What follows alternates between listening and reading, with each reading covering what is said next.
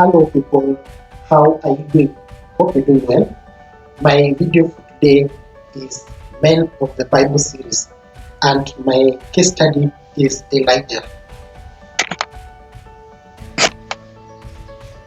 Elijah was from Tishbe in Gilead, and the narrative in First Kings relates how he suddenly appears during Ahab's reign to proclaim a drought in punishment of the cult of Baal that Jezebel was promoting.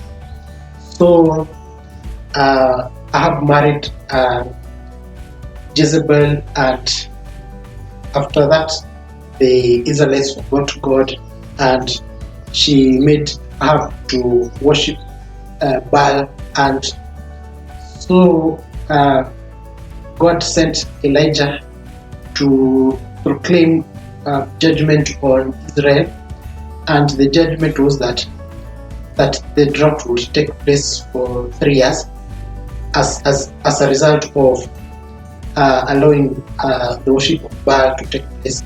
And Jezebel came with the 450 prophets of Baal, and so after that, after Elijah prophesied, drought really came, and there was no food during that time.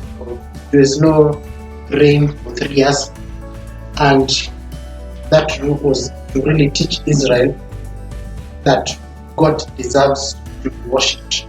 And later on, Elijah meets 450 prophets of Baal in a contest of strength on Mount Carmel to show which deity was the true God of Israel. So Elijah challenged the prophets of Baal in a contest to see if which God would answer prayers by fire, and if the God was answered the prayers by fire, the Israelites would worship God. If Baal was to answer prayers by fire, Baal would be worshipped. But if God answered prayers by fire, God would be worshipped. That was the contest, and sacrifices are placed on an altar to Baal and one to Yahweh. So Elijah placed a sacrifice on an altar to Yahweh, where the 450 prophets put their sacrifices on the altar so that for Baal to answer that prayer. And the pagan prophets' prayers to Baal were unsuccessful, but Elijah's prayers to Yahweh were answered by a fire in his altar, and the Israelites see Baal's prophets under Elijah's direction, and the drought ends with falling of rain. So Elijah, the prophets of Baal were the first ones to start, and they sang songs to Baal. They tried their best to call upon Baal, but they were not successful. They did that from morning till evening, and Elijah was laughing at them, saying that maybe Baal is sleeping. Why don't you wake him up louder? The prophets of Baal were beating drums, calling upon the name of Baal, but they were not successful. And that one, when Elijah came, he made his altar to Baal, he made his altar to Yahweh, and he prayed and asked God to reveal to the Israelites, showing that He is the real God.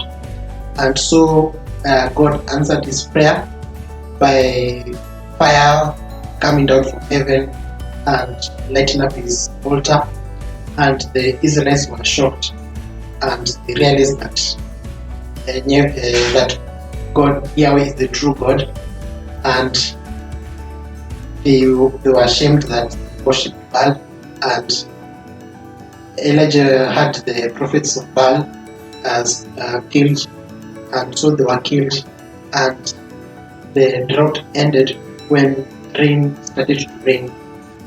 And yeah, what an amazing showdown. Then Elijah flees the wrath of Jezebel by running into Mount Horeb, Sinai. That was when, after Ahab returned to his home, and he told Jezebel what Elijah had done, and so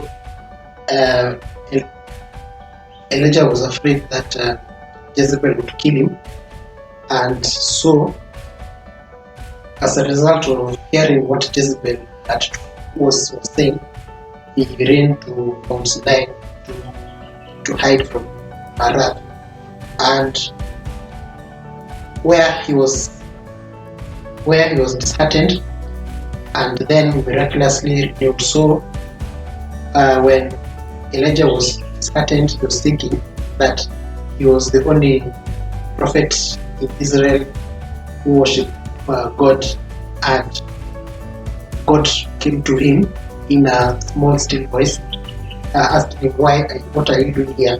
Why are you hiding? And Elijah told God that Jezebel had killed all the prophets of God, and he's the only one. And God told him that there are 7,000 prophets who have not bowed down to Yahweh, to Baal.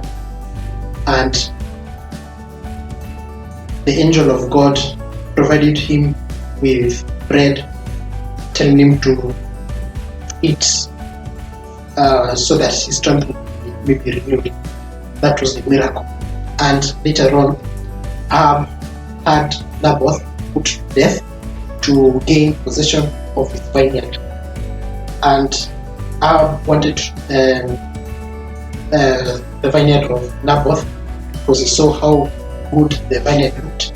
And when Naboth refused, he told Jezebel, and Jezebel wrote letters saying that Naboth had to die, and so Naboth was executed and put to death, and dogs licked his blood. And Elijah denounces Ahab for his crimes, asserting that all men are subject to the laws of God, and that Ahab also, Elijah also told Ahab that his family would be destroyed, and that Jezebel's blood would be licked by dogs, and Ahab would also be killed, and dogs will also lick his blood. But Ahab repented, put on sackcloth, and this did not happen during Ahab's time, but it happened after Ahab died, and his whole family was wiped out by Jehu. Jehu killed Jezebel by throwing her out of the window from her house after she had put on makeup. And this prophecy was fulfilled later on. And Ahab's son, King Ahaziah, appeals to Baal to heal him from an injury, and Elijah upholds the exclusive rights of Yahweh by bringing down fire from heaven. And Ahaziah was destroyed also, and after bestowing his mantle on his successor Elisha, the prophet Elijah is taken to heaven in a whirlwind. So Elijah wanted to be succeeded by Elisha, and Elisha succeeded him as prophet, and Elijah was taken up to heaven. Elijah and Enoch were the only ones that did not die. Yes, hope you've learned something from the life of uh, I mean, the life of Elijah as the man of the Bible series. If you've been blessed by this video, comment down below and have a good day.